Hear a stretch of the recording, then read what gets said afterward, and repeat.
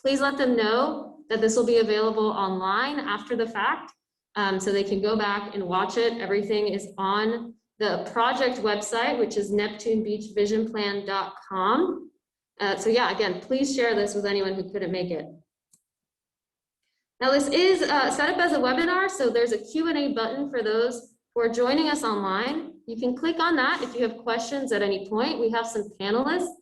We have dedicated Q&A time during this meeting and time for public comments, but for those online, of course, feel free to write in your questions or comments at any point throughout the meeting by clicking on that button. So we're going to do a quick poll just to see who's in the room, and both people online and in person can participate in that. And that's just to see who's joining, if you've been involved in the past. Then we're going to go right into Neptune Beach's existing LDRs and zoning. What are some potential areas where we might want to do some updates? And then again, what the framework for that new code would be, what type of code it would be. Then we'll have some Q&A. So we've had a couple of meetings so far in this process. In December, we did meetings to introduce what comprehensive plans are and what land development regulations are. We did a workshop on density. There's also been resilience planning, one workshop, and there's going to be another workshop tomorrow, actually, that's specifically about resilience. If you're interested in that topic, you should definitely attend. And then we have 2 more meetings scheduled the first week of March. One to look specifically at site design standards and how we measure building height. And the last one to talk about architectural guidelines. Everything is available on our website. If you want to see what the upcoming meetings are, go to neptunebeachvisionplan.com/events. So for those of you who are new to the process, this is phases 2 and 3 of a 3-phase project. So we worked on the vision plan that has now been revised. We removed some sections that the community didn't feel reflected their vision, and those edits have been incorporated, but there's still a lot of great information in that plan about infrastructure improvements, street design improvements, public spaces. So if you're interested in that and you haven't seen that plan, it is on the website as well. So phases 2 and 3 are updating the city's comprehensive plan and the land development code. And today we're going to be focused specifically on that update to the land development regulations of code. So there are still a lot of meetings to come, both for the comprehensive plan and for the land development regulations. We haven't started drafting any new regulations. The goal of this meeting is to give us good direction on to what extent we will be updating them and where throughout the city. The comprehensive plan edits have begun already, but there will be meetings to present the draft amendments to the existing comprehensive plan. There will be presentations of the draft land development regulations when we get to that point as well. All right, so we're going to do a live poll just to see who's joining us online and in person. And to do that, you have to take out your cell phones, which I know everyone has, and you can send a message to the number 22333. And the text of that message will be Dover Coal, DOVERKOHL 106. Again, you'll text the message Dover Coal 106 to the number 22333. I know some of you have participated before, but this is a different message, so be sure to type the message in again. The number is a little different. And again, these questions are just to know who's attending, if you all have been involved, where you live in Neptune Beach. Pretty simple demographic questions that we've asked throughout. All right, I'm going to share these questions now. If you have any troubles, let us know. The instructions are also at the top of the screen, just as a reminder. So the instructions are still at the top, if you didn't catch that. The first question is, have you participated in any of the previous vision plan or comprehensive plan events? So Louisa, your screen on the projector still shows the presentation. It doesn't show my screen. Okay, let me fix that so you all can see the results.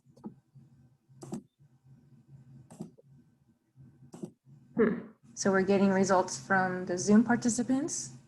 We have 85 people that have participated, and we have 15%. I'm not getting this 21% that it's their first time. Welcome, everyone. Okay, that should work now. Yes. It's still not projecting what I need it to. It's projecting your PowerPoint presenter view, Louisa. Yeah. Not able to see. What happens when you got one screen instead of two. See, I think I have to share my screen again, and then you have to share your Zoom screen on the projector. Okay. So let's Are try. you sharing, Brenda? I'm about to. Okay. So now sharing or exiting out of your PowerPoint. But then when I share, it's going to knock you off. You see? On the, okay. There's just two options here. Either they have yes or no, they haven't. Why don't you just read the results? Yeah. I So we can see asked this. people, have they participated in previous community vision plan events? A was yes. B was no.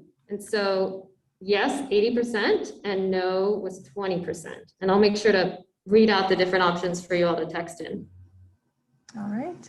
Oh, the numbers are changing. We've got some new answers. Yeah. So now it's up to 83% yes and 17% no. This is my first event. All right. It's slowing down, so I'm going to lock this one and move on to the next question.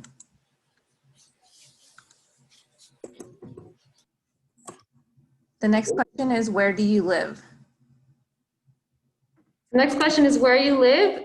You can type in A if you live east of 3rd Street, B if you live west of Penman Road, C if you live between Penman and 3rd Street, D if you live in one of the other beaches communities, E for greater Jacksonville area, and F for outside of Jacksonville. What's the suffix number for the message? The number you're sending it to? 22333. Right, but what was the suffix on the send button? 106, 106, 106. All right, east of 3rd Street, A, right now 42% people attending live east of 3rd Street, 26% west of Penman Road, that was B, 17% between Penman and 3rd Street, 3% in one of the other beaches communities, 11% in the greater Jacksonville area, and 3% outside of Jacksonville. So we're still getting a couple, still getting some. Okay. I'm going to lock it now. It's slowed down. Louisa, while you're letting that cycle, how many participants do you have in person? They're in the room with you? Approximately 25, let's say. Right.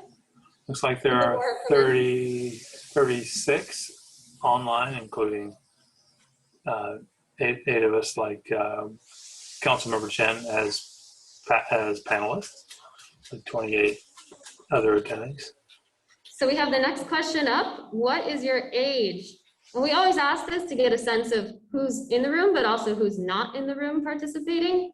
So A for if you're younger than 18, B if you're between 18 and 35, C if you're between 36 and 50 years old, D for 51 to 65, and E greater than 65.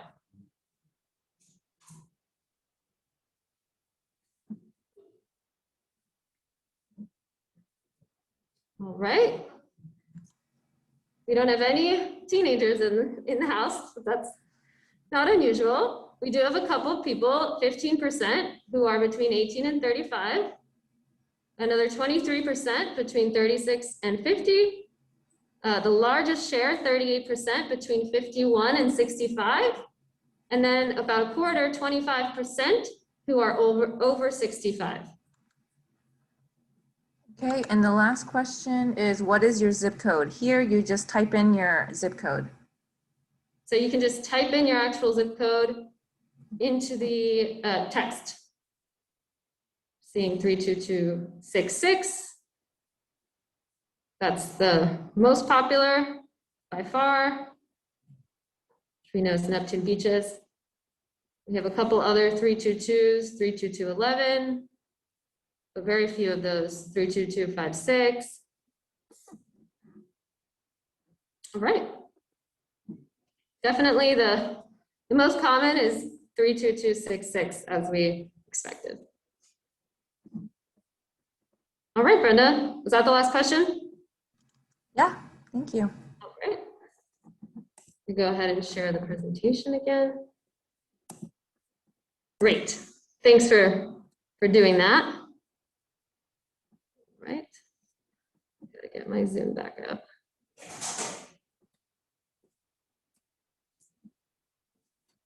All right, this is an issue. It's no longer giving me control. Let's try that again.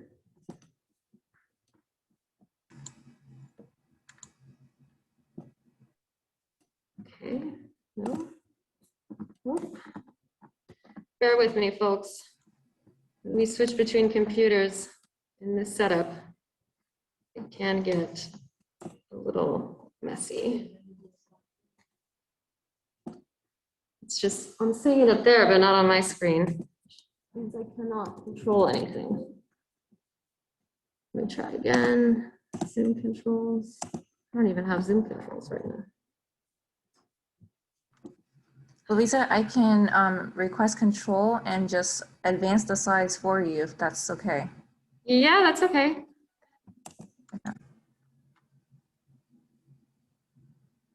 Oh, I got it. I got it, Brenda. Okay.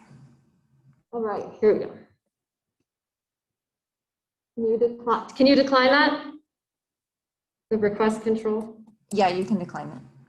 Oh, but I don't have it. I don't have it up. Doesn't give me that option. Is it gone? All right, thank you. All right, so we're going to talk about the existing land development regulations and zoning in Neptune Beach. So very high level, just to start, for those of you who aren't as familiar with this topic, land development regulations are any rules that define the procedures and standards for the subdivision of land, development of land, and use of land. And there's two basic ways these are organized. So land development regulations is a bucket that combines many things, including zoning codes and ordinances that can include design guidelines. It can include your regular zoning districts, any overlay districts, a form-based code or smart code, or a PUD, a planned unit development ordinance. All that falls under the zoning codes or ordinances. Now it also includes subdivision regulations, which governs how you actually split land into lots, and then how you regulate the funding, design, location of public utilities like roads, water, and sewer. And then there's many other regulations that can also fall under this umbrella. And that includes impact fees, landscape ordinances, sign ordinance, any floodplain controls or stormwater controls. The other option is to have a unified land development code. And those combine all these different ordinances and regulations in one place. And that's what Neptune Beach has. Neptune Beach has a unified land development regulation. It's chapter 27 of your city code. So there's some different kinds of zoning districts that cities can use. Conventional zoning districts, their main organizing principle is land use. So you'll have your residential districts, commercial districts, and that's how the entire code is actually organized into chapters. And you have other tools to regulate the overall height and size of a building. Now you can also include something called design guidelines to a conventional code. And this is an optional thing that some communities add on, and it gives you a little bit more design specification about what the general form of the building might be. Now I'll note that design guidelines are not regulatory, they're optional. So they give guidance to developers on the general form of the building, but they're not a requirement. And then you have form-based code districts. And these, the organizing principle is first and foremost the building form and the character. So it's a little different from your conventional code. Building use and land use is still regulated in a form-based code. You still decide what uses are allowed or not allowed, but the organizing principle, the priority, is to get the form and character of the buildings and the relationship of the buildings to the streets right. So there's many different types of pros and cons to different types of zoning. Conventional Euclidean zoning, which is again single-use zoning. When we say Euclidean, that's single-use zoning. It's very familiar to cities. It's very common. It prohibits any noxious land uses like industrial next to residential areas, but it does reinforce more suburban types of development. Then you can have conventional zoning that includes mixed-use zoning districts like you have here with your central business district. You could also have design guidelines that are added to a conventional zoning, and that, like I mentioned, gives you a little bit more control about what the building might look like. You can also have planned unit development ordinances that are added on to conventional zoning. And this gives you, again, a little more discretionary control over what a particular development might look like. And you then have a form-based code, which is different from your conventional code. Though these two things can coexist in one code. But a form-based district is a little bit different in that it's much more user-friendly to understand because it's very visual. So instead of many, many pages of text, you can actually see through diagrams and illustrations what the standards are. It allows more predictability in the general outcome of the development, both for property owners who are looking to build and for their neighbors and city staff in knowing what they're going to get. It's much stricter in regulating what buildings look like. So we had a meeting last week that dove specifically into what form-based codes are, but I'm sure many of you may not have been able to attend that. So I'm going to do a very, very quick review and we can answer any questions you might have about what a form-based code is. Again, one of the pros is that it's a very visual document and it gives a high level of predictability and control over the character and quality of development. Another important thing about it is it's much more fine-grained. So if you see this map on the right-hand side of the screen, in a conventional code, that whole area would probably be painted with one color. It would be one zoning district, say a central business district. In a form-based code, you get much more specific about what's allowed along a certain street or a certain alley or next to a park. So that's why you see this great variety of colors on that map, where traditionally that would have all been painted with one single color with one set of standards. So you can get much more specific. And in a place like the central business district that has a mix of very different types of uses already and characters with some of the traditional historic single family and then also the commercial buildings, that gives you much more ability to control the rules for those different areas. And so here's an example of some of what a form-based code and form-based district might look like in terms of the standards. So like I said, very visual. You can get as specific as you want with, say, the different types of roof lines, how additions are regulated, what the primary frontages are, how porches look or don't look. And so that is all very clearly illustrated in a form-based code. And just so you get a feeling for how this might change the character of new development, this is an example from Higgins Beach, Massachusetts. They implemented a form-based code, and this is in their single-family residential district. You can see on the left, those are images of some of the houses that were getting built before the form-based code. So even though from a conventional zoning standpoint, all these four homes are exactly the same. They're the same density, they're the same land use, they have roughly the same height, but the ones on the left, you can see the form is a little strange. There's not a porch or a public opening or windows facing the street like you would want. In some cases, the garage is in the wrong place and the driveways don't look quite right. And what the form-based code allows them to do is require certain materials, certain architectural styles, certain features like a porch or a stoop of some kind, facing the sidewalk, facing the street, hiding the garage in a certain place. Those are all things you can control through a form-based code. Okay, so just to zoom out, why do communities update their land development regulations and their zoning? There's a variety of reasons. Some of these you'll notice we've grayed out, and that's because they don't really apply to Neptune Beach. The ones that do apply, you update your zoning and your regulations to reflect changing community desires, market realities, and/or environmental threats. You could want to create more walkable, bikeable, and transit-friendly neighborhoods. That one is very common. You can ensure, or you may want to ensure that high quality and desirable redevelopment is feasible and it's actually permitted. You may also want to make sure that your regulations are addressing changing flood hazards. You may also want to preserve historic neighborhoods. That's one that's very common and many times requires an update to the regulations. Or you may just want to improve the usability or adherence to stricter standards or to simplify enforcement if that's an issue. And of course, you have to make sure that your regulations are conforming with any comprehensive plan changes or any updated statutory requirements. So when this project was originally envisioned by council, there was a mandate or there was a request for qualifications. That's what the city submits when they want a new project or a new study done. And this was the kind of original objective of this code update back in 2019.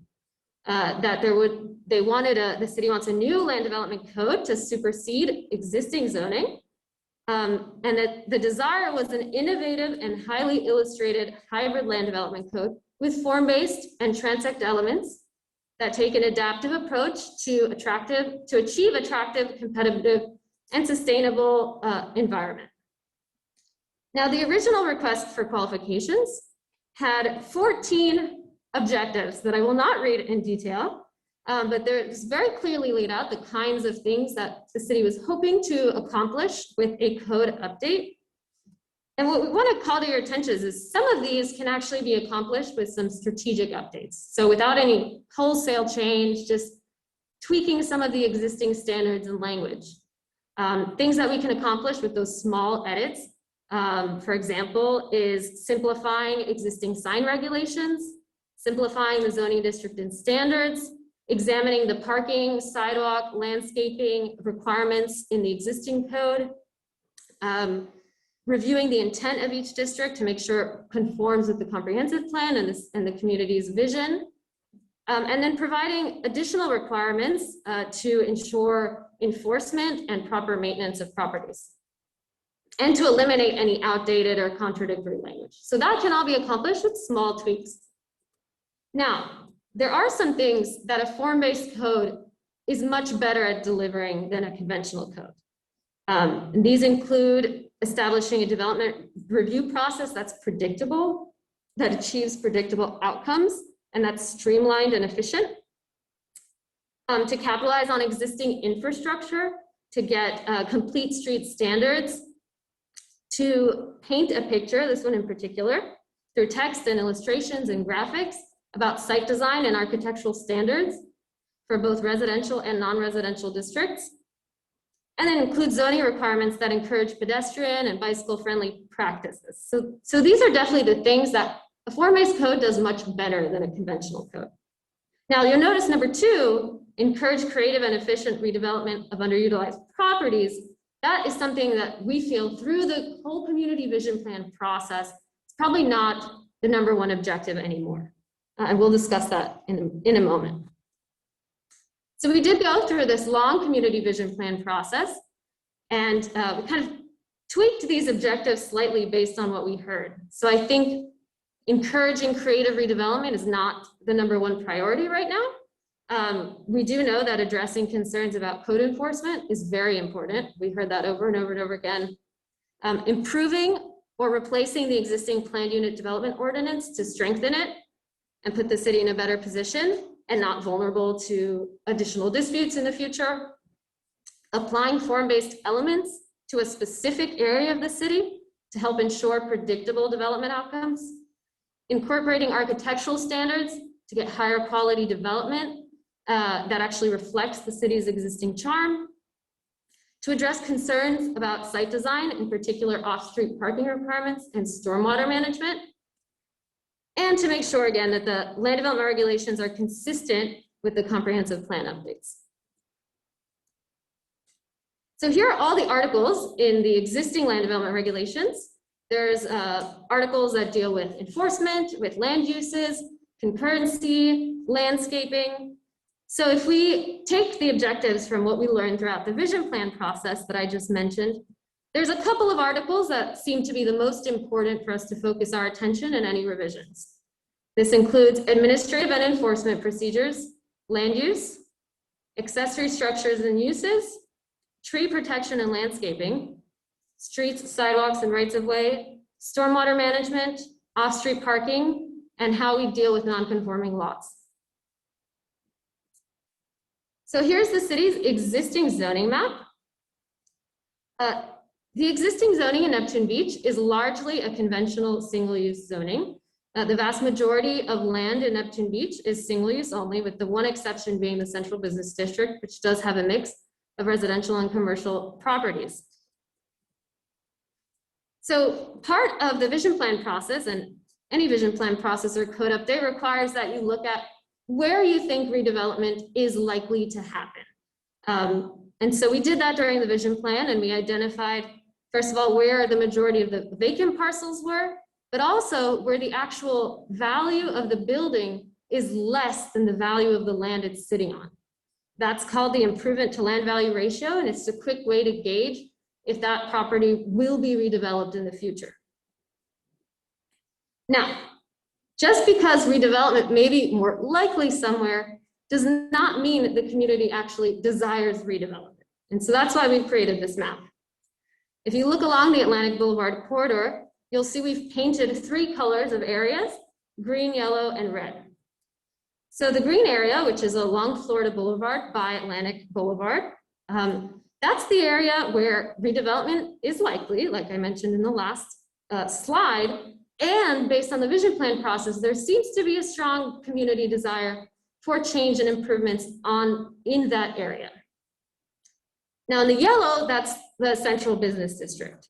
From the vision plan process, we gauged that there's a moderate community desire to update some of the regulations there to get better quality building, so that developments like Hawkers become the default.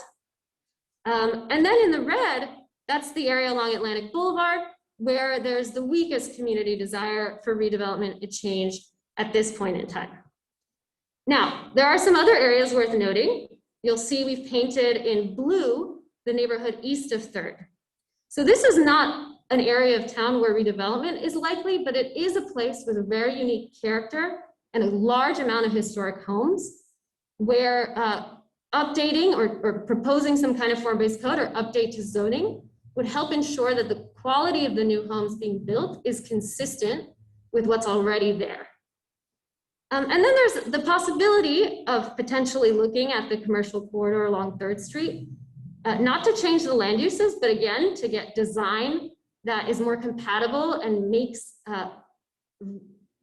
transforming the 3rd Street corridor in terms of what the street looks like more feasible. Right now, the commercial development is very suburban. It's pushed back from the sidewalk. It's not really encouraging that street to transform into something more walkable. So I'll go very quickly through these. The Florida Boulevard area, where there was a lot of consensus from the vision plan process about wanting to see some of those vacant parcels redeveloped into something nicer. Just some of the existing issues we heard. There is a large number of vacant and underutilized properties in that area. There's restrictions on permitted usage, which limit the redevelopment potential. There's a lot of poorly maintained buildings, some enforcement issues. And the whole character of that area right now is very auto-oriented, which inhibits walkability and bikeability. So there's opportunities, if we revise the zoning there, to build off the success of Brewhound and encourage some small-scale infill development that gives people west of Penman a nice place to grab coffee, to get some neighborhood services, seek services, and to gather. We also heard throughout the vision plan process that this may be a good area to maybe allow some unique uses that aren't appropriate anywhere else in the city, such as maker spaces or some live work. And there's a possibility to revise the regulations to improve the building to street relationships so that it is more walkable and inviting in that area. So moving on into the area around the Central Business District, where there's moderate community desire for redevelopment and change. Again, there are some underutilized parcels that are likely to redevelop, given that it is the town center. The current regulations actually make it difficult to guarantee quality redevelopment. If you attended last week's meeting, you'll know we use the Hawkers building as an example. It's a beautiful development, beautiful building. It actually needed 8 variances to be built as it is today and a special exception for the outdoor dining. So that's something that can definitely be improved. That should be the default, the standard, something you want to allow by right, as opposed to something that requires a lot of variances to achieve. And then also the properties along 3rd Street, again, are very auto-oriented. I think making redevelopment possible in the entirety of the central business district that looks more like the Beaches Town Center buildings on 1st would really improve the walkability across 3rd Street. And of course, there's the Atlantic Boulevard commercial corridor. We know that there's several large underutilized or vacant parcels there. It's auto-oriented development. There are restrictions on permitted uses which limit redevelopment potential, and there's a lack of good open spaces there. So while updating the land development regulations for this part of town would help redevelopment and create a more walkable environment, there is not enough community support at this time to justify rezoning that part of the city. So that's something we heard. We want to make sure you all know we heard that. So at this time, it's just not the right time to really look at updating the zoning there. For the neighborhood east of 3rd Street, there's a large number of non-conforming properties. That's something that, in our very early conversations came up over and over again. There's new development that doesn't necessarily fit with the historic character that well. There's some poorly managed stormwater and enforcement issues. Same can be said for off-street parking enforcement. So there's an opportunity to have or change the regulations to actually foster better residential development in this part of town. And that'll help preserve the character of the historic homes that already exist there. And we can also update the site design standards and parking standards.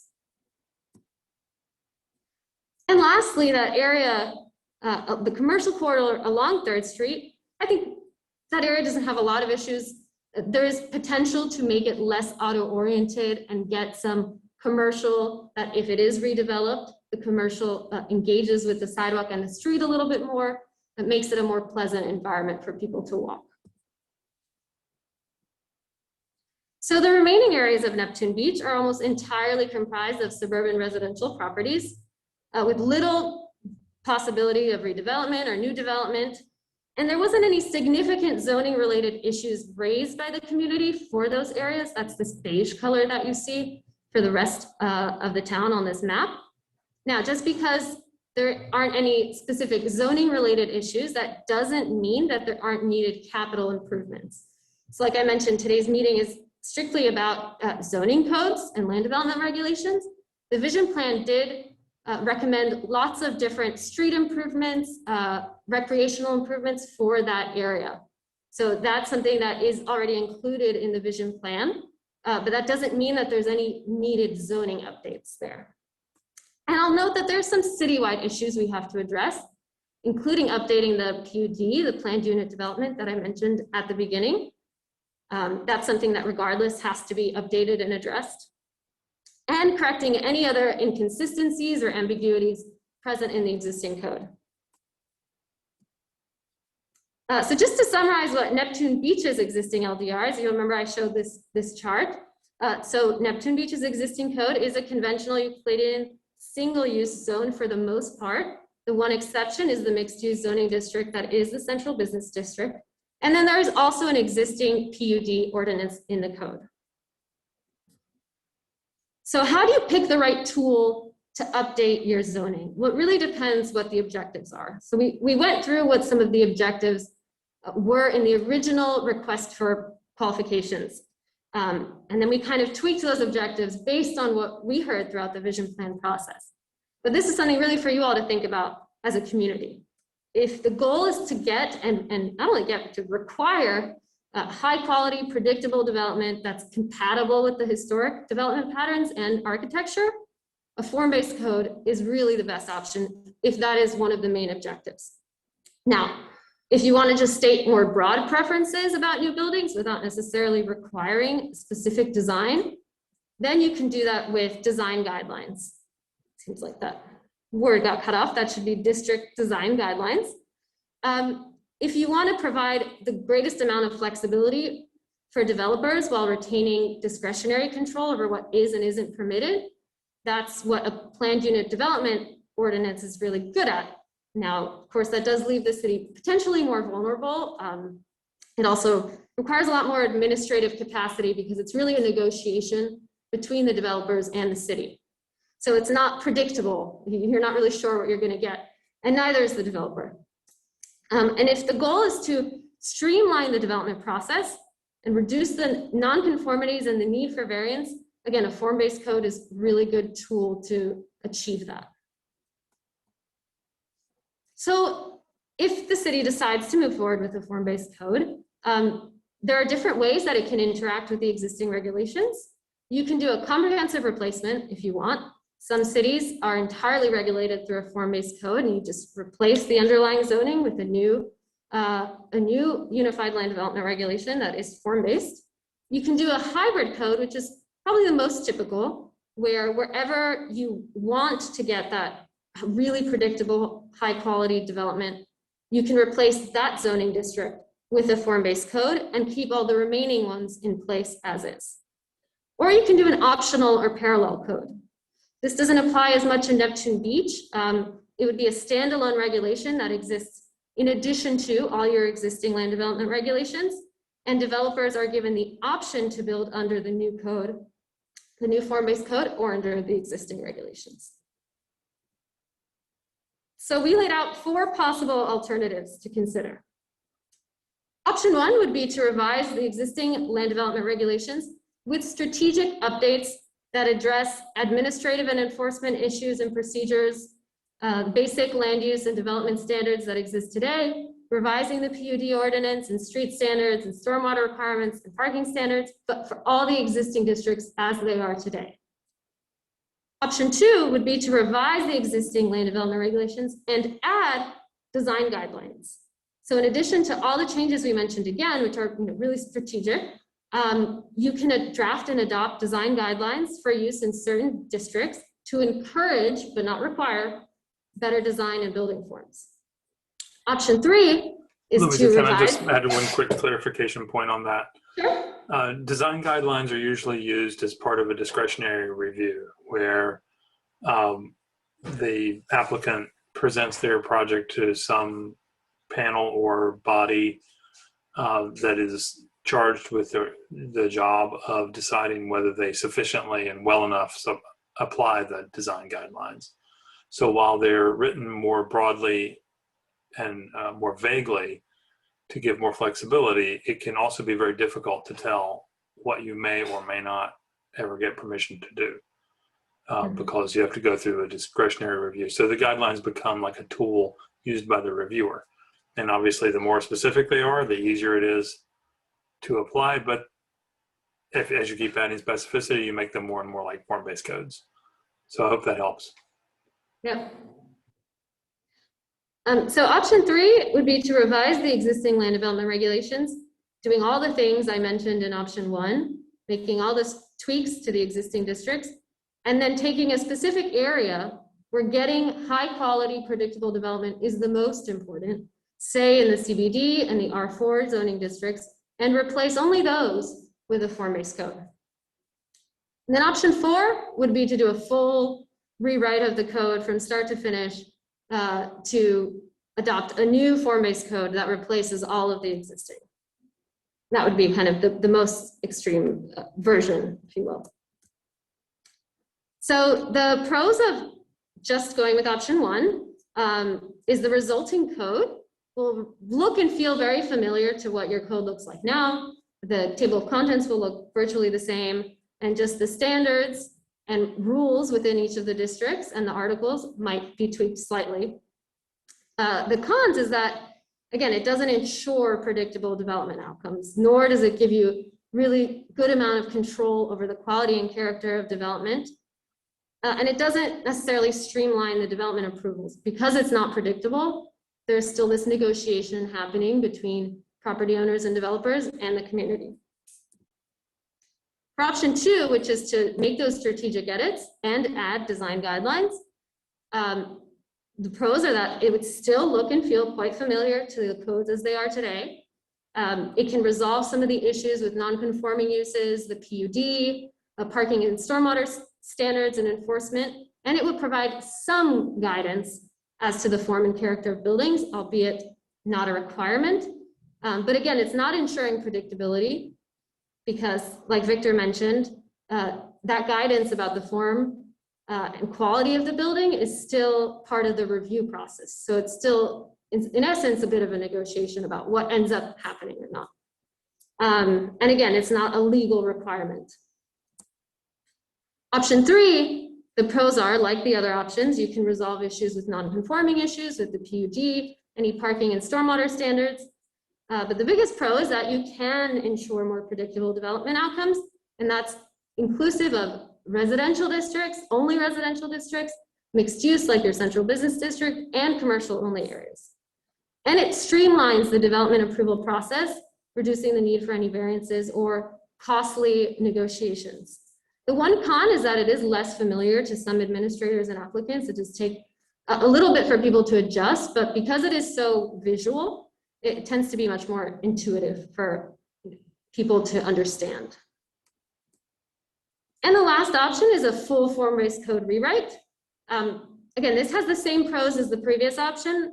The only additional con is that it's a bigger endeavor. It's a lot more change and a lot more to get used to. And with that, I will open it up to questions. So the way we're going to do these, Christina, I'll give you this mic, and she'll be taking it around to anyone who has questions. We'll also be checking online what some of our Q&A questions have been so far.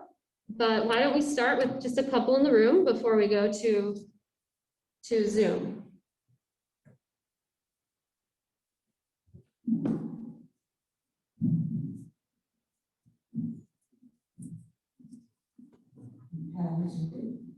Thank you, Louisa. You did a nice job.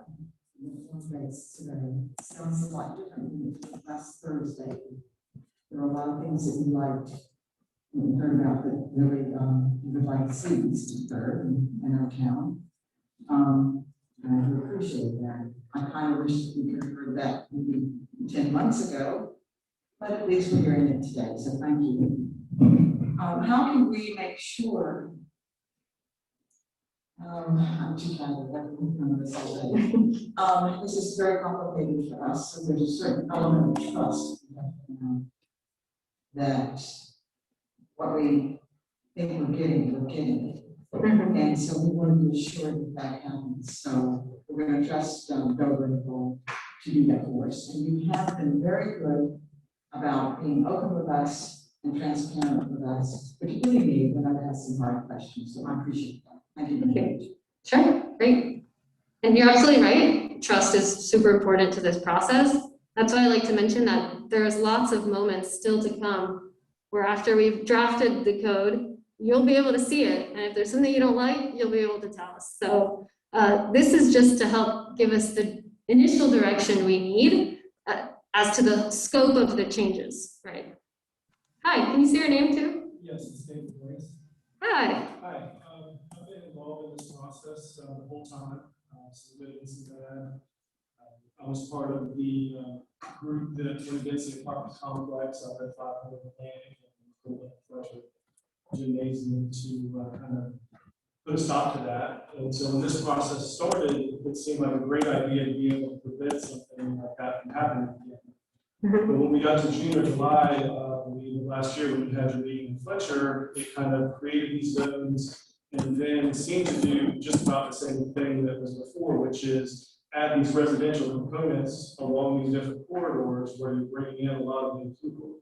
So I just kind of wanted to bring that up and say that Kmart was a lot about apartments, but also just about the influx of people. I think we talked to most people here at Neptune Beach. They really like the fact that it is a residential small community, and we get a lot of influx already from people there. Mhm. In Jacksonville, it's growing, you've got apartments going on all over the place, and we're going to continue to get a very strong influx of people. Mhm.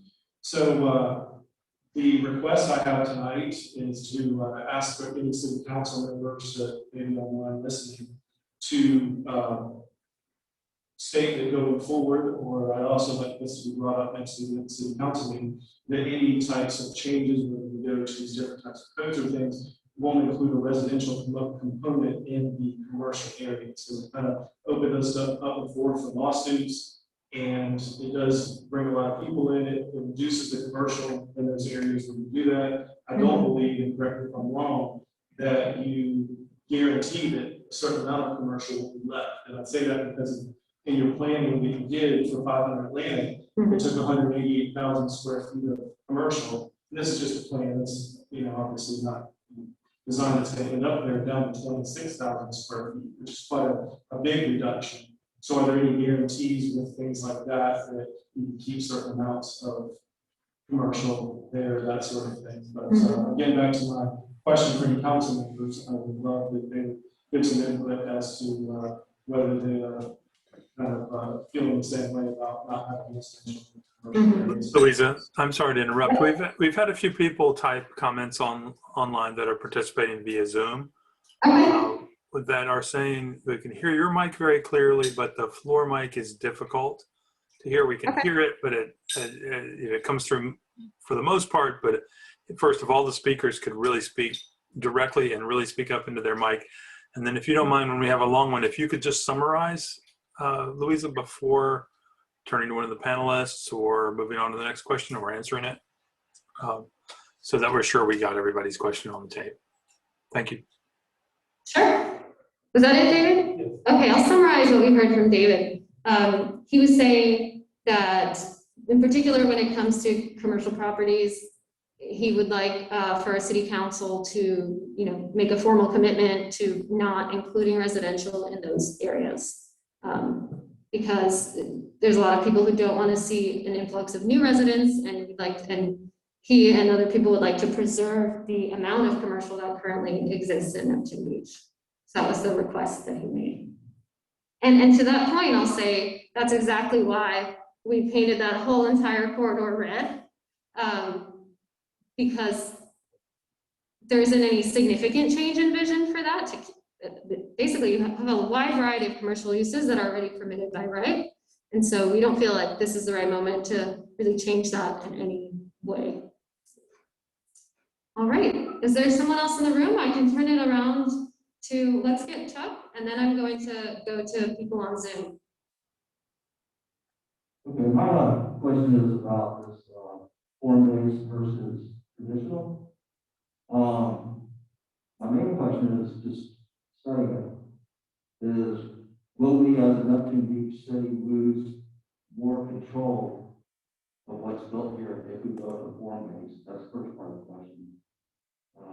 So I can say that what I can see is if we go to form-based and the form-based has dictation coming down from national telling us what to do, we could see fourplexes and threeplexes coming back into our neighborhoods. That's the way I see it. Correct me if I'm wrong. So the question was, is if we switch to a form-based code, will we lose some control? And no, you would actually gain more control. So in a form-based zoning district, you actually have a number of building types that you allow or don't allow, including townhouses, fourplexes. So that's not desired. That won't be one of the building types permitted in that district. So conventional zoning is overly strict with some things and then overly lenient with other things. And what it's really lenient about is what the actual building looks like. Like I showed those two photos side by side of the homes in Higgins Beach, Massachusetts before and after. And from a conventional zoning perspective, they're identical. On paper, they're the exact same thing. They have the same land use, the same density, the same height, but the result is very different. And that's because the conventional code doesn't get into specifics of where the main entrance has to be located, where the garage is located, the materials that are used. You can even add specific architectural standards, not guidelines, that require different architectural styles, that basically limit the number of styles that a new building can take. And that's an optional part of a form-based code. It depends, you know, how strict you want to get with what new buildings will look like, but it's an option. All right, Brenda, if you can go through some of the questions online. Yeah, sure. So we just had a couple of questions. One that Victor answered, but I think people in the audience might have a similar question. Somebody asked, what is non-conforming? What does it mean? Yeah, that's a great question. The question is, what does non-conforming mean? Non-conforming means either a building structure or a land use that used to be allowed and is no longer allowed. And so this happens in a lot of communities, especially in historic parts of towns where things were built before there was anything like zoning. Conventional zoning started in the 1920s, just to give you a sense. And so a lot of historic neighborhoods are not conforming. And if it's a type of development and character you want to keep, that's one great reason to update the zoning. So right now in Neptune Beach, the triplexes and quadplexes that exist east of 3rd are considered non-conforming uses, and in many cases non-conforming structures as well, based on where the setbacks are. And that's certainly something to consider. On the one hand, having those remain non-conforming, given that many of them are historic, will mean that they eventually disappear. There's very little incentive for a property owner who owns a non-conforming lot to make any changes to keep it up to date, to keep it beautiful, because if they do change it, they now have to bring it up to conformity, which means it now has to conform with all the current regulations. And that would mean that they would lose their duplex, triplex, and it gives them very little incentive to maintain the property, and it also makes it very likely that eventually it'll get knocked out and replaced with a conforming use. So on the one hand, that does mean a loss of some of the historic buildings, and so that's something we definitely want to look at very carefully with the existing zoning. There's a couple different ways you can handle that. You can put a provision that allows those lots to be renovated and enhanced without having to bring them up to conformity. That's one way to preserve them, but still have them, you know, look nicer. And there's a couple of other ways to do it too. But it's just something to keep in mind when you think of non-conforming lots. All right, Brenda, is there another one? Yeah, so the other question was actually just in line with what you were saying. One of the questions was asking, could you provide some examples of what the issues are in the east of 3rd residential district that we are trying to remedy? And I think you've answered that by saying that we're trying to make sure that since they're non-conforming, that, you know, if they have to make any renovations or anything like that, that they would be able to conform and you know, be within the guidelines. Brenda and Louisa, while we're on this point, I think maybe it'd be great, Bill Spakowski, if you would unmute and talk a little bit about this.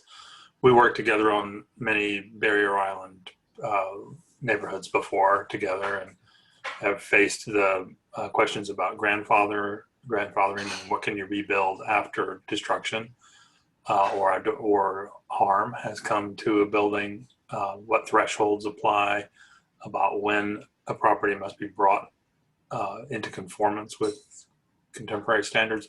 So would you elaborate a little bit about non-conforming structures as they relate to building back or adding to or modifying these existing non-conforming structures?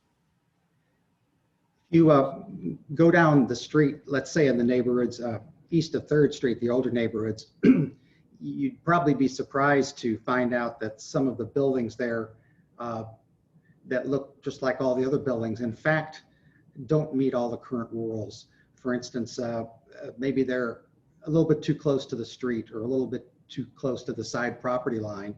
And what happens in that case, you know, nothing in the zoning code says you have to tear that down, but it says you're non-conforming, you're not conforming to all the rules. And that sounds like it's, you know, it's okay, but it's not okay. It actually prohibits you from fixing up those buildings. It limits how much money you can spend to fix up an older building. You basically can spend only half of what the building itself is worth. And so, you know, if you need a new roof, there's half of your there's half right there. And so the people who can afford to and would like to fix up some of those older buildings often aren't allowed to. And you don't really know that unless you happen to own one of those properties, and probably be shocked to find out that your government doesn't want you to, fix up your property. And so, those are just rules in the zoning code that can be actually very easily fixed and adjusted and calibrated to the particular community. So if there's something that's out of character of the neighborhood, it can stay non-conforming and sort of be restricted. But if it's a 2-story frame structure that typical of the houses east of 3rd Street, those really ought to be cherished because they're really pretty cool and they're nice and great character and very desirable. So the second problem that Victor's alluding to is in the case of a fire, a hurricane or something, what'll happen is a building can get knocked down or damaged, badly damaged, and even if people have insurance and can afford to fix it up, they run into this rule and suddenly discover that they're not allowed to fix up the building that they own and they can afford to fix it up. And it's a shock that happens right after every time there's a bad hurricane. And you've been pretty lucky up in Neptune Beach, but a lot of other places around the state have terrible problems when they discover what their own codes do to keep their citizens from fixing up their buildings. And what we would like to actually do, if we are given the chance, is to make adjustments to your code so you won't have any of those nasty surprises in the case of a fire or disaster, or just generally people trying to fix up their community. I will add to that question, the original question about other issues in the neighborhood east of 3rd. We have heard parking concerns, overcrowding of cars on the streets, blocking sidewalks, and that's largely an enforcement issue, but it could also be a design issue. And the code can address, say, how many driveways you have, where the parking is located on a new development. And so those are things we can also tweak. We heard a little bit about stormwater management as well. And that's a combination of infrastructure that's in the process of being updated, but it is also a site design question, ensuring that the site design requirements are draining properly, especially near the beach and in areas that may be vulnerable to flooding, although we know some of the high streets here are right by the dunes on the beach, but still something for us to look at and make sure that those are strict enough to avoid any flooding issues. Yes. Okay, great. Is there a mic? Yes.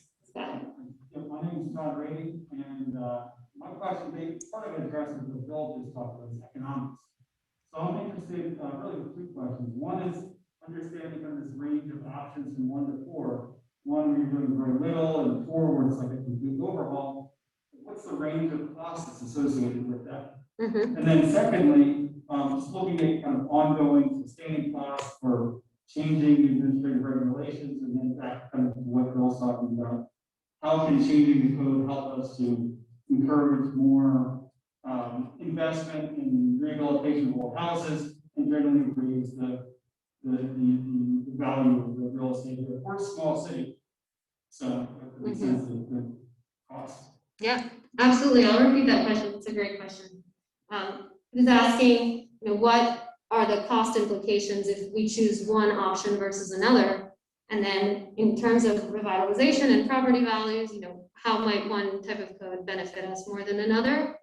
And for the initial question about cost, like I mentioned, I did share the original RF2. So we did scope this project, assuming that there would be a form-based code element, potentially not the entire city, but a substantial one. And that was the fee we agreed upon. Now, if we decide to do something much lighter touch with only some strategic updates, we would have to go through a change order process to adjust the fee accordingly so that it matches the actual scope of work that we would be doing. And then in terms of your other question about encouraging investment and property values more generally, the more that you streamline the development process, the better for everyone. For the city, this is a small town with limited capacity in what they're able to do on the administrative and enforcement side, which is very typical.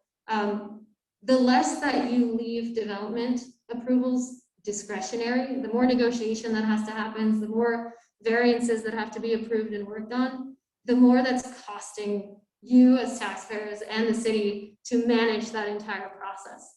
So when you have strict enough codes where the developer knows exactly what's permitted, you have to conform to these standards, to these architectural standards, to these form standards.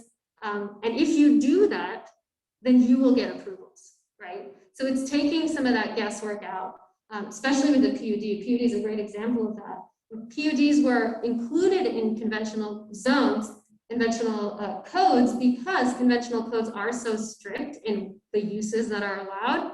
Cities were trying to find ways around that to give more flexibility to developers, to maybe do something that's not single use, potentially, or to have more of a review process where people could look and say, oh, we'll change this and change that.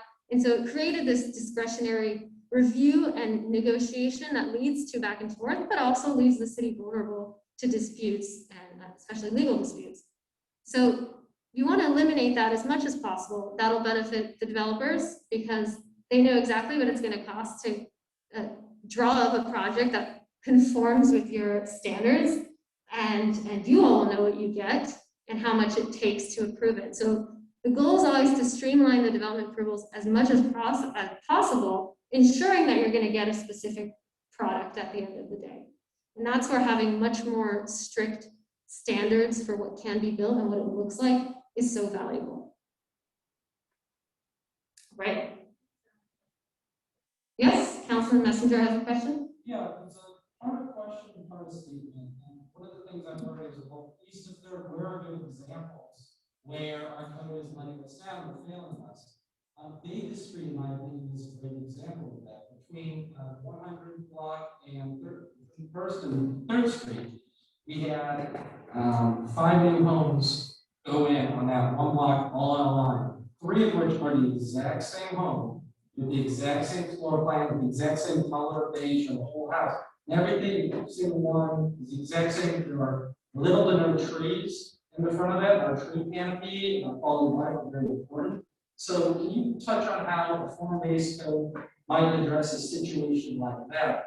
Additionally, how a form-based code might touch on parking, trees, those items. And then another example is First Street. I've seen personally numerous variances coming for people wanting to put porches on the front of their home, so they have living on First Street, which part of First Street living is a hallmark of people being on the porches and activity, running into neighbors. But how our code really blocks that in some situations because our home is not conforming and we can't put a porch on it, so things of that nature. So if you could address some of those items, that'd be great. Thank you. Sure. So for those of you joining online, I'll repeat Councilman Messenger's question or statement. He wanted to be specific about some areas east of Third where he's seen some issues. He mentioned Davis Street, that there's a row of 4 parcels where new homes were built and they're virtually identical in how they look and the materials used. It's kind of a cut and paste architecture that we see sometimes in communities. And he wanted to maybe have us elaborate a little bit more on exactly what standards we might include in a form-based code to make that kind of thing impossible in the future. And so I know I can elaborate a little bit, and then I'll check in with Victor and Bill if you want to add anything. In terms of having identical buildings, that's something you can write into your architectural codes, architectural standards, that there has to be a variety. You can also set very specific styles, including materials that are permitted. That's another way to do it. In terms of how the building fronts the sidewalk, you mentioned that along First Street right now, part of the environment of First Street is to have people out on their porches and having what we call eyes on the street and participating and being able to see your neighbors as you're skateboarding down the street. The codes right now actually make it pretty difficult to build a porch that faces onto First Street. And so that's definitely something a form-based code will do, and it'll do that through frontage standards. So frontages are basically how the ground floor meets the street or sidewalk. And a form-based code, you can choose the exact types of frontages that you want to allow. So in a commercial district, that might be a gallery or an arcade, which you all have on First Street in the town center. But there's a whole variety of them in residential areas. You can choose a porch or forecourt or a stoop. But you'll clearly illustrate the types of frontages that you want to allow, and not just allow in the district as a whole, but you can be very specific. You can say along First Street, these are the type of frontages that we think are appropriate, because remember, form-based code is much more fine-grained. You can actually distinguish between what some buildings look like on certain streets or next to a park, as opposed to having to paint a broad brush the whole entire neighborhood as to what's allowed. In terms of parking, you can also be very specific where you locate the garage, how wide the driveway can be. And of course, I think enforcement also of off-street parking and street parking in general. But I don't know, Bill or Victor, if you have anything to add to that. Yeah, I have a couple things. In the case of the 4 or 5 buildings that are just alike and they're right next to each other and are pretty overwhelming, I suspect in that case, the problem is more that even one of the houses like that would have been a problem. And when you put 4 or 5 together, it's a real problem. If the code is written really well, you probably could have 3 or 4 or 5 houses that look practically alike next to each other, and it would look just fine. It wouldn't be a problem. But when you have houses that are out of scale, or too much parking on the ground floor, or huge garage doors instead of front porches, it's overwhelming. As Louisa says, codes often do say you can't have 2 in a row or 3 in a row of the same house, and the community can do that if you want. Normally, though, we'd rather have the standards be such that if there were 3 or 4 very much alike, it actually would, you'd feel good about that. As to the other question about front porches, typically a zoning code will say that the front of the building can't be closer than 20 feet to the street, let's say. But in fact, if the porch came closer than 20 feet, the front wall of the building would be in the same place, but the porch would actually add character as well as adding a little living space. And so in the form-based code, we actually can calibrate the standards so that porches can be further forward than the front wall of the house. And as Louisa said, control of how the parking, inevitably without alleys, you have a lot of parking in the front yards, particularly east of First Street. And in most cases, the parking is on grass, or it's on a little bit of gravel, or it's on some pavers, and there's 1 car here and 1 car there, and it's okay. But suddenly when you put a pad with 4 parking spaces all coming in off the street and full of 4 cars, then that really changes the character of the neighborhood. And that's something that I think you'll find as the neighborhoods east of 3rd Street in particular become more and more desirable.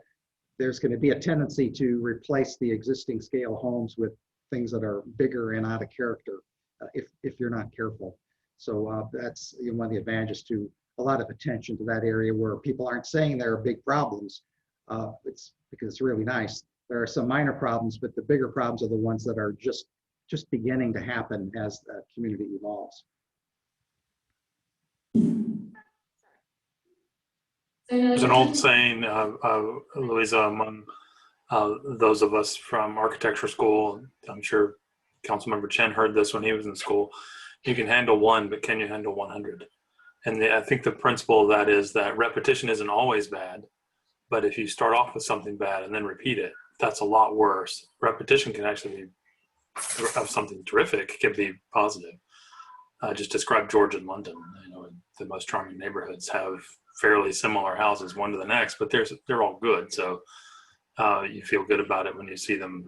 There's some order to it, actually.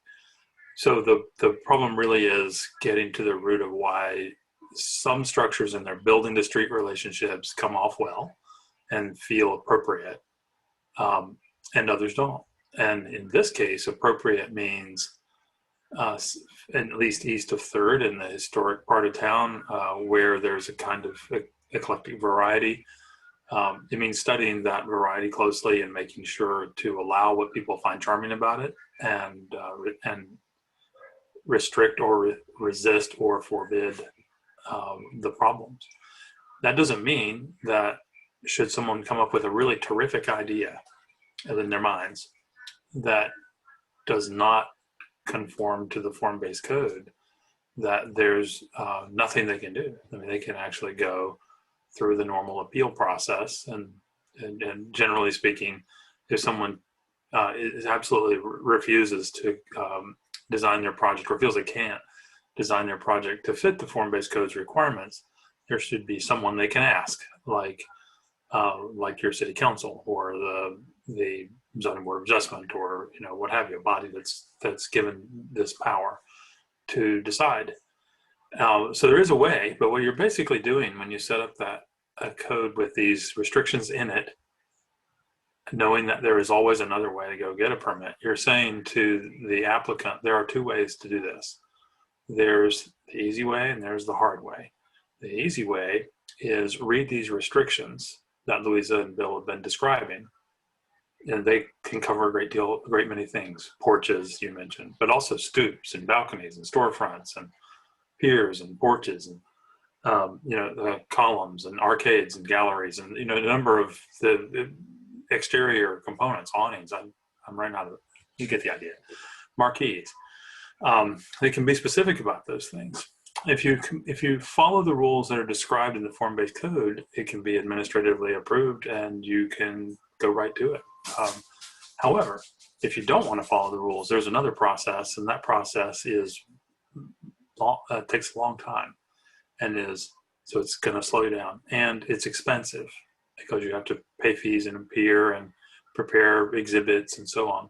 And that hard way process is fraught with risk, because you might be told no at the end, no matter how good a case you make. And I think when you say to an applicant, do you want to do the easy way or the hard way, most rational people will attempt to exhaust every option within the easy way first before going the other direction.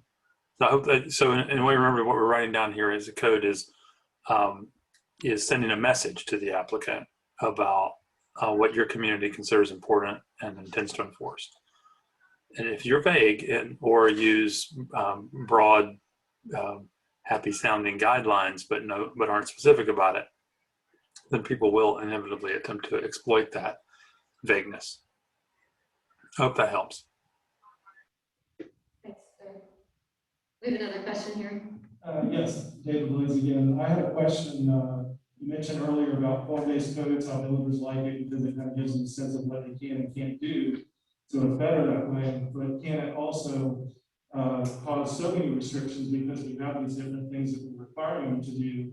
They have a vision in their mind that may cause people not to want to invest because they don't want to have to do all that type of stuff.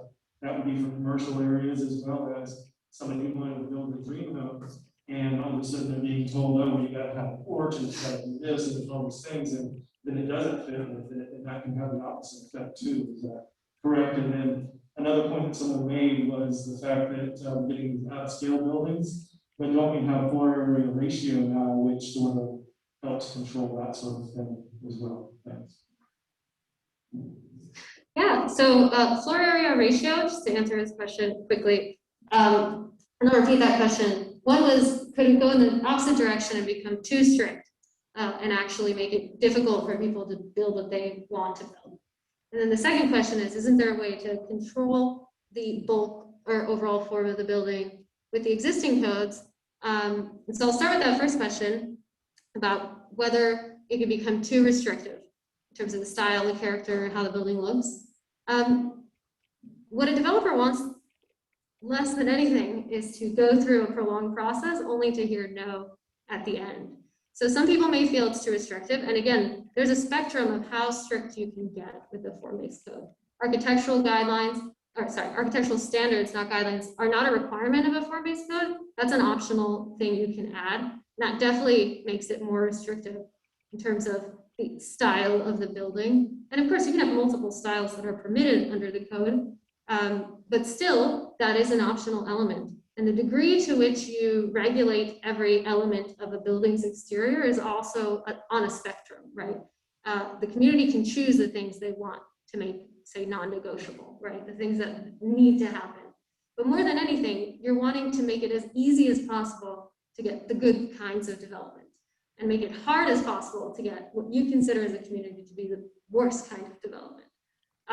And exactly what ends up being a standard will depend on what's most important to you. And that's something that will go through several rounds of revisions until it's finally just right. And your second question, sorry, can you repeat your second question? Oh, the FAR. Yes.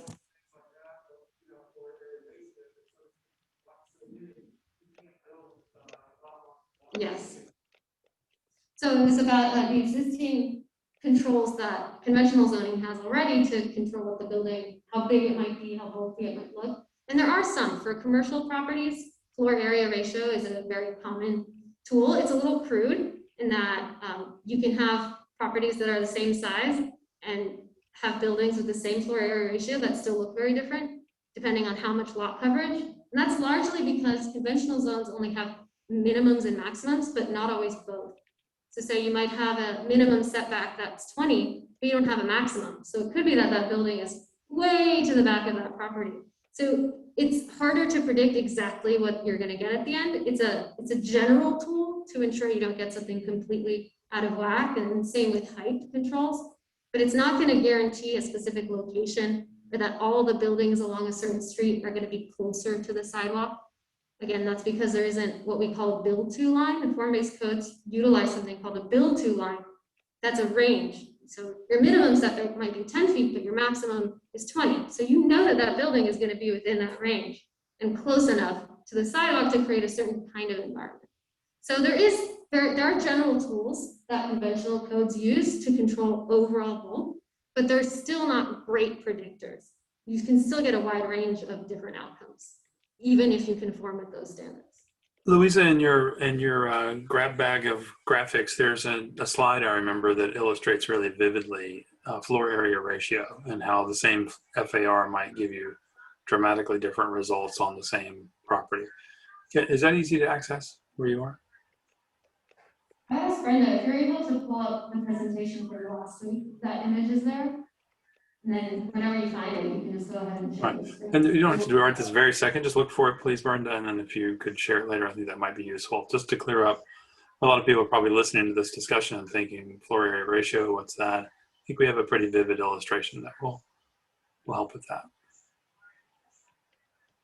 Yeah, Christina, we have one more question. My name is William Randolph. I live over west of Hinton. And a couple concerns I have from this presentation. I have a rental property that's in Jacksonville, and it's in a neighborhood that's got a homeowner association. And a lot of what you guys are talking about sounds kind of similar to that, where it has to be a certain way, it has to be a certain design, a certain color. And I can tell you, I had to paint my house. I had to submit a paint color that's already on my house in order to get approved to paint the house I want to get. Part of the reason I like where I live is there's a really good works on my street. There's all kinds of different types of architecture there. And I hate to see where we get so restrictive that we're limiting people's freedom, because we bought this property as my property. I'd like to continue to have my house look the way it does, as long as it looks presentable. I don't want to be forced to do it. If something would happen, it would have to meet some science standard, so it looks just like my neighbor's house. Because, I think on a variety of properties, as long as they're nice, isn't necessarily negative. And the other thing I was kind of concerned about is, I'm not sure who's speaking on the Zoom meeting, but it was almost kind of like a punitive thing. Hey, there's a hard way and there's an easy way. I think having a little bit of flexibility is necessary. Let's see. So one of the comments again, and it goes back to how restrictive a form-based code might or might not be. And again, it's a spectrum. So you could get to that level of detail where you're restricting color palettes and material types, but you certainly don't have to. That's up for the community and council and leadership to decide how restrictive it will be or not. The most important thing from an urbanism standpoint is to get a certain character and make sure that you're preserving that character. So if you want those types of historic homes, many of which are non-conforming, that means you can't actually build homes that look like those anymore. But getting the elements right, at least, for example, how the building faces the street, that's probably the most important thing that your code should be getting right. And that doesn't have to do with the material or the color. It's just saying, you know, we don't want, you know, a triple wide driveway with 5 cars parked in front of the street necessarily. And so that's like the most critical thing that you're trying to make sure isn't being allowed necessarily. But then you can get much more specific. The city of Coral Gables in Miami is a great example of a very, very strict code that has only certain types of architectural styles that are permitted, but that is not necessarily the case, and it does not have to be the case. The community doesn't want. All right. Brenda, Victor, anything else on the Q&A you want to add before we wrap up? Bill has been answering some interesting questions online about, including some of Diana Kelly's questions about grandfathering, force majeure, acts of God, and so on. Bill, maybe since you did a little bit of this out loud, but you've had a robust exchange with Diana online. For the benefit of those in the audience there, could you summarize? So one of the questions is, so are you saying that if there's a fire, a house has to be rebuilt in conformance with all the current codes? And yes, that is what the codes say today. If your house burns down, there's no, you know, your insurance company may be happy to pay to rebuild it just the way it was. But if the way it was is different than what your codes are today, you have to rebuild it in conformance with the codes. And that's a particular problem in the older neighborhoods where the current rules were put in place after most of the buildings were built. And so when those rules were put into place, if they were slightly careless relative to the actual buildings, then a lot of people are going to be out of luck in the case of a fire. So basically the key there is to adjust the rules so the great character of any neighborhood is now legal instead of illegal. And then if there's a fire or hurricane or something, you can rebuild because the current codes allow you to rebuild a house of that same character. So that's one issue. Another question had to do with grandfathering, and the question is, so you're saying that houses that don't meet the rules aren't grandfathered, and that term's actually easily misunderstood, because if your house is grandfathered in, it sounds great. Okay, I'm protected, but that doesn't mean you're protected in such that you can rebuild the house. It just means that nobody comes out and gives you a code enforcement violation, tells you to move it or tear it down. So being grandfathered is not good enough. The codes really need to be adjusted that the character giving buildings at any neighborhood are completely legal and not relying on some vague grandfathering provision that might not mean what people think it means when push comes to shove. There was another question I might expand on a little bit, and that was how do form-based codes or any codes address what we call missing middle housing? And missing middle housing are basically the small buildings that are more than a single family home, but not an apartment building. So for instance, duplexes or triplexes.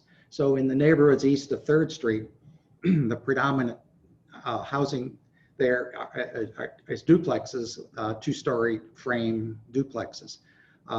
So that's really considered a type of missing middle housing. But for instance, so the question is, so why is that not normally allowed? Well, many zoning districts just don't allow duplexes, period. Well, any single family zoning district doesn't allow duplexes, period. But in other cases, you'll have a zoning district that would allow a duplex, but maybe it only allows you to put a building on 50% of the property.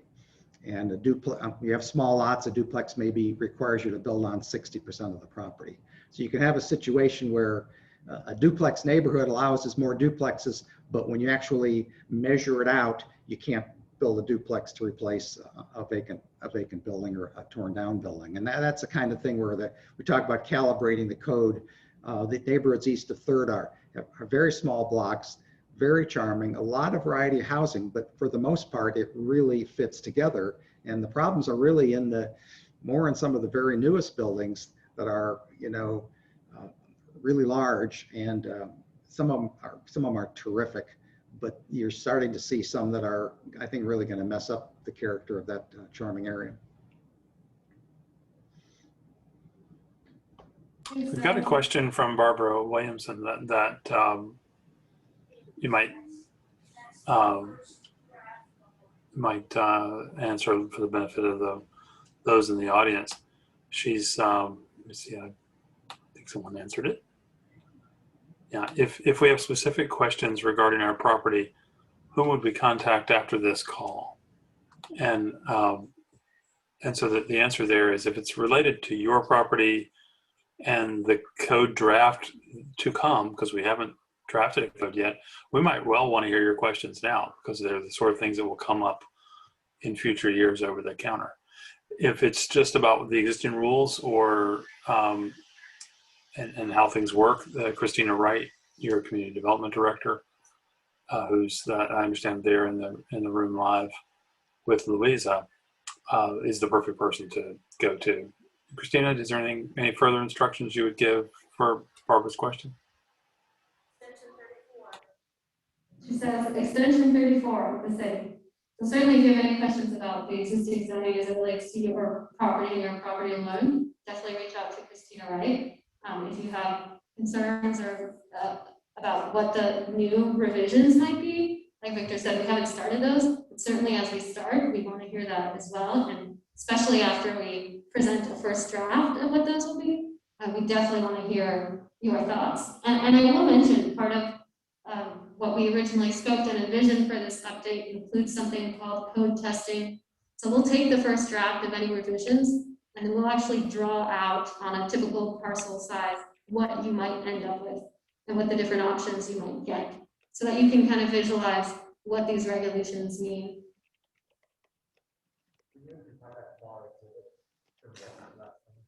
Yes, I'm just having trouble getting it to show up here. Brenda, can you reshare that? It's like when we switch screens, I am no longer able to share something besides the PowerPoint presentation. Yeah, I think you're sharing your PowerPoint instead of the Zoom meeting. So that's right. It's just my Zoom controls have disappeared because. Okay. It's okay. I they think did. Victor's got I will close the presentation and maybe that will help. Maybe getting some blinkering there. There we go. There you go. I see it now. Gives me Zoom options, but not share. Oh, here we go. Ooh, here we go. Yeah, I see it behind you. Yeah, it looks like it's on the screen behind you. I'm just sharing a diagram you showed last week. So there's that diagram. You can see it. So the three images on the left-hand side show three different developments on the same size parcel, same exact density, residential density. So they're all showing 30 units to the acre, but you can see how different the three of those are. You're able to put a whole tower. Obviously you have height restrictions, and that would be an additional regulation to prevent that tower. Let's say the variation of building heights, getting buildings that are slightly different heights, that's something that this doesn't regulate, that variety. It doesn't build in any kind of variety. And FAR are the three diagrams on the right. All of those three images, and that's just a simple massing of a building, are a 1-to-1 floor area ratio. So the actual square footage of whatever building it is the same as the square footage of the lot. And depending how you orient the building, those three could look quite different. And again, that's partially because you have minimum setbacks, but you don't have maximum setbacks. So where that building gets built in the property could vary quite a bit. All right.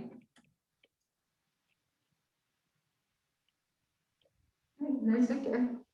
Smile, Victor, wave. You're on camera. Okay, great. Christina, was there anything you wanted to add to? I just want to thank everyone for participation. It's been wonderful. We got a lot of feedback. Again, any other things that you would like to share, feel free to reach out to me at extension 34, and I'll answer them, and I'll also share them with the team as well as we move through this process. Yep, we're just starting, truly. With the code revisions, this is our very first meeting to really get a sense of, the scope. I encourage you to think about that map we shared of where you think change is the most needed. That'll help us gauge the scope and how much of, how much work it's gonna take, how much we need to maybe look back at that scope of work. So, the next step really is for your leaders and elected officials to think about that and what are the areas that we'll be revising and then to what extent we want to make those changes. And as soon as we have that, we'll go ahead and start the draft. All right, well, thank you all for coming out on a Monday. We really appreciate it. For everyone at home, thanks for joining us and have a great rest of your week. Thank you, everyone.